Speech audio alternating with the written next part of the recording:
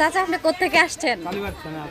কয়রা গিয়ে কি কি করলাম, কোথায় কোথায় ঘুরলাম বা কি কি নিলাম, কাদের সাথে কি কথা বললাম, সবকিছু নিয়েই থাকছে আজকের ব্লগ।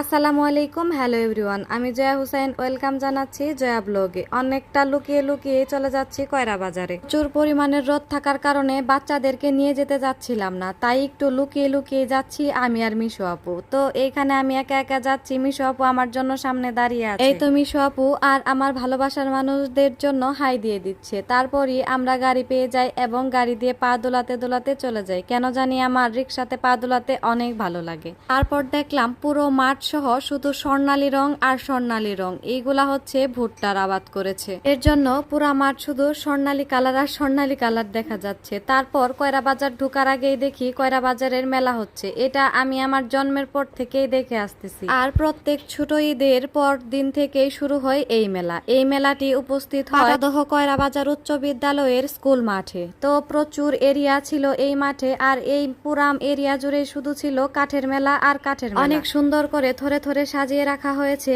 এই কাঠের আসবাবপত্র, অনেক সুন্দর লাগতেছিল এবং অনেক ভালো লাগতেছিল এইগুলা দেখে।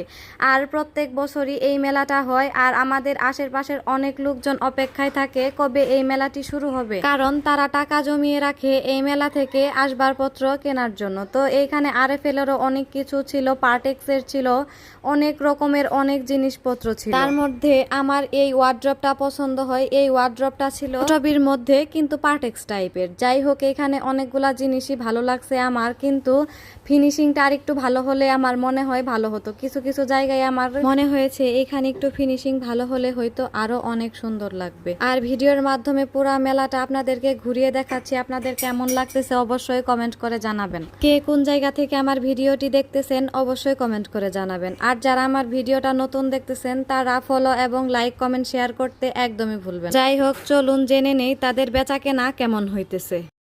চাচা আপনি কোত্থেকে আসছেন? বেচা কেনা কেমন হইতেছে? ভালো হইতেছে। তো এইটুক জানার জন্য চাচা একটু বললাম। আর কাঠের মান ভালো? আচ্ছা ঠিক আছে। আপনাদের এখানে কি কি পাওয়া যায়?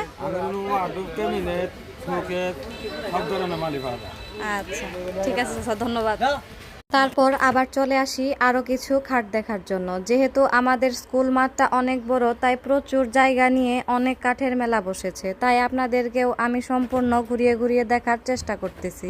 এনারা ছিল এইখানের লোকাল, মানে কয়রা বাজারের লোকাল কাঠ, তাদেরও ব্যবসা মোটামুটি ভালোই চলতেছে। তো তাদের কাঠের জিনিসগুলো আমার বেশ পছন্দ হয়েছিল, আর বেচা কিনাও মোটামুটি অনেক ভালো হচ্ছে। তারপর চলে যায় আরেকজন চাচার কাছে তার মুখের কথা শোনার জন্য।